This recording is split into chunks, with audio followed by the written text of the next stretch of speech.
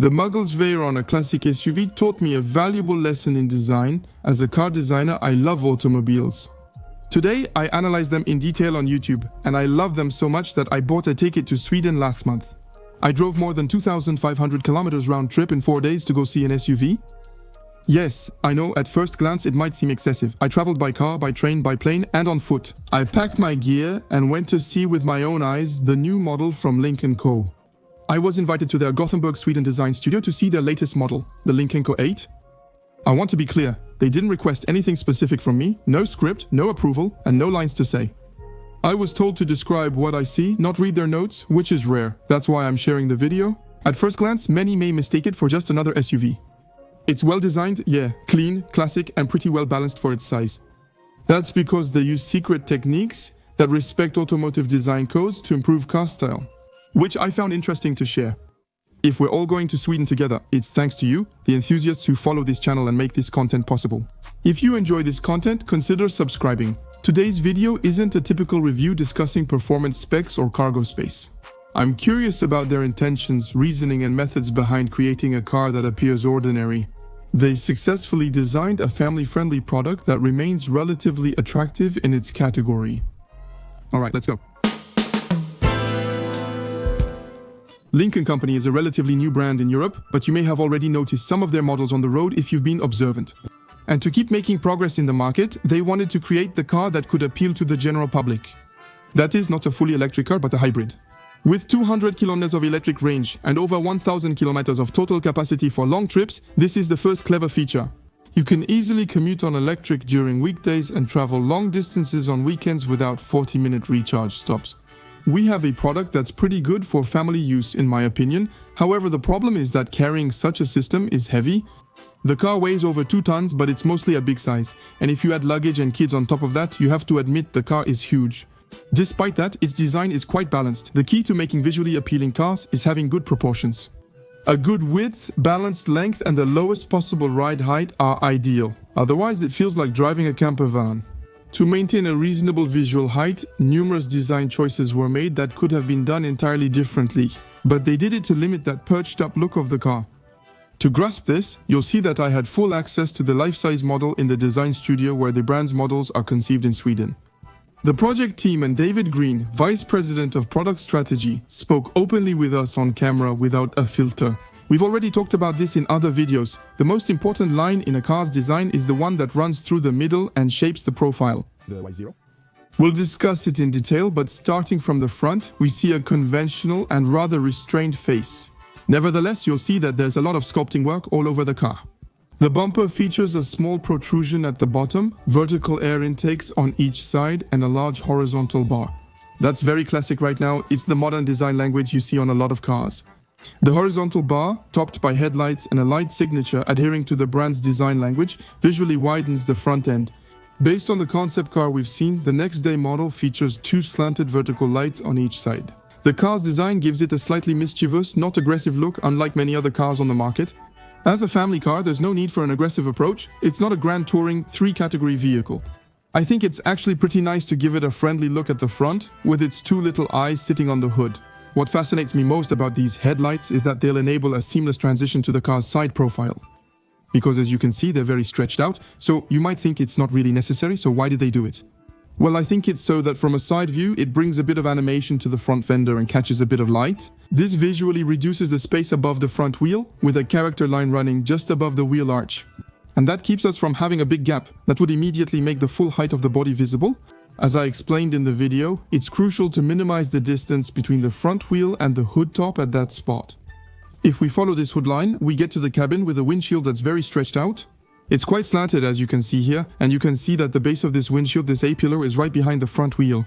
We also notice a large vertical black element in the middle of the silhouette, which seems like a bold design choice. Actually, that's what they call the tech totem. That's where they're going to put all the cameras for traffic assistance and driver aids. Instead of hiding them like other brands, they made it an identifiable and recognizable design element on the street at first glance.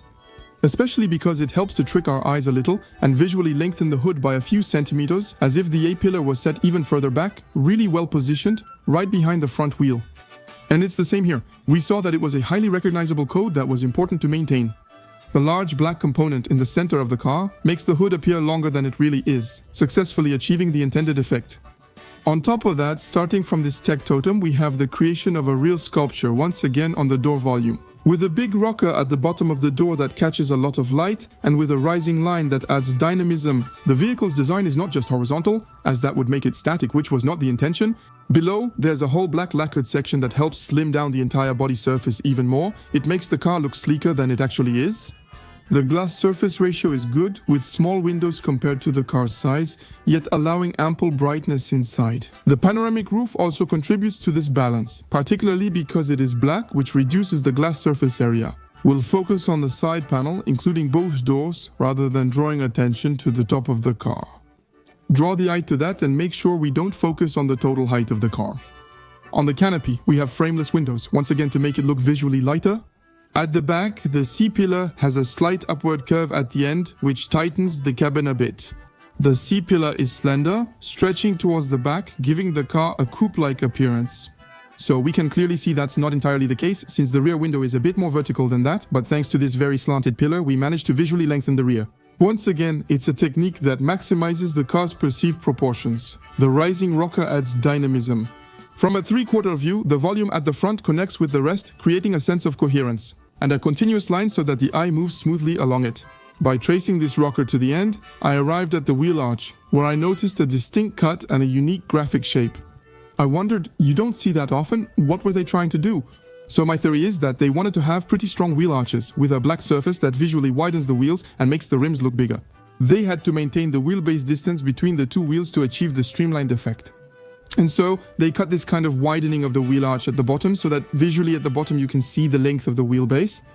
The reduced space at the top is a design choice, not a technical requirement. There's no functional reason for it. In my opinion, it's really just to make a vehicle that looks lighter and at the same time quite long compared to its basic proportions. If I redraw the wheel arches normally, see how it looks. In the bodywork, the wheels appear smaller, making the volume look significantly larger. Once again, the graphic detail serves the design goal of making it lighter and achieving the best possible proportions. At the rear, the elongated effect between the C-pillar and the rising rocker is visible, narrowing into the tail section. But personally, what I don't really like is that once again there's a long, completely horizontal light strip. It's a trendy contemporary design feature that's highly popular at the moment. I want to criticize the light signature being placed in the middle with those two small vertical lines, and I can't really understand why. I think it feels a bit out of place. It doesn't contribute to widening the rear end. Obviously, it's easy to judge after the fact, but I would have been more likely to put them right on the side. Also to respect the dynamic of the double line we have at the front, which is part of the brand's identity, but in my opinion, I think they did that to frame the lettering, Lynk Company, which you find on the trunk lid. By the way, the trunk handle itself is invisible, hidden under the plate. Design-wise, it's actually pretty nice. Conversely, driving in the rain will certainly make it dirty. To lift the rear trunk, the lower part is in glossy black, helping avoid a huge volume. The hidden handle may show marks quickly with frequent use, especially in high traffic areas. Its durability in real-world situations remains to be seen. So as you can see walking around the car, if you take the time to analyze the design in detail, you can understand what they wanted to do and see the different techniques they used. To give it dynamism, achieve the best proportions, and create coherence between the front, rear, and profile of the car. Since we were in Sweden, we also took the opportunity to go for a nice drive and test the car. The small roads near Göteborg, in the middle of the forest and next to the sea, were amazing and really pleasant to drive on. I won't pretend to be a car reviewer though. Despite my design focus, I found the car comfortable. Honestly, you can't feel the difference when you switch from electric mode to gas, so it was pretty cool. But the car is a family car, it's not necessarily very dynamic to drive, and anyway, that's not what it's made for.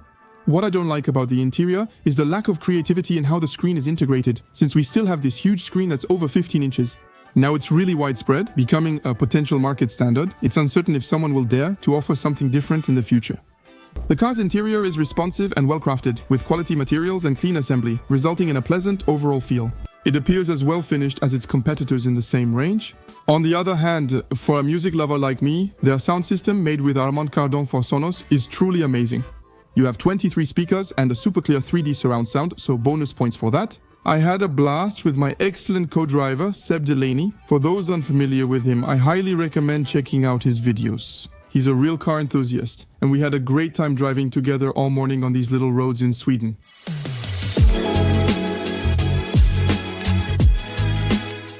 The Lynk & Co 8 seeks to solidify the brand's position in the European market. The style of the car is inspired by a concept car called The Next Day, which I personally saw at the design studio. A long, low sedan that establishes the brand's future design language, clearly showing the connection. Whether it's in the headlights, with their double vertical signature lights at the front and at the rear.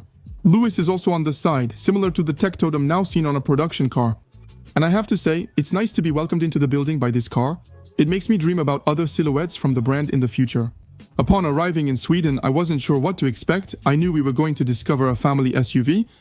I wondered if we could make a nice video with meaningful things to analyze. I must admit, this time I was truly spoiled. It's normal for everyone to have their own opinion. I didn't like everything, and you can like it or not. But when you dig beneath the surface of whether you like it or not, you can see there's a lot of design work to respect the constraints and still make something that's coherent. That's why I made this video for you. If you like this format, please like or comment. It's really the only way for me to know how to improve my work. I read everything and constantly adapt based on your feedback. Most importantly, please subscribe. That's why brands reach out to us to see new models, do in-depth design analyses, and conduct exclusive interviews you won't find elsewhere on YouTube. Thank you all, and thanks again to Lynk & Co for inviting me for my first time in Sweden. See you next time.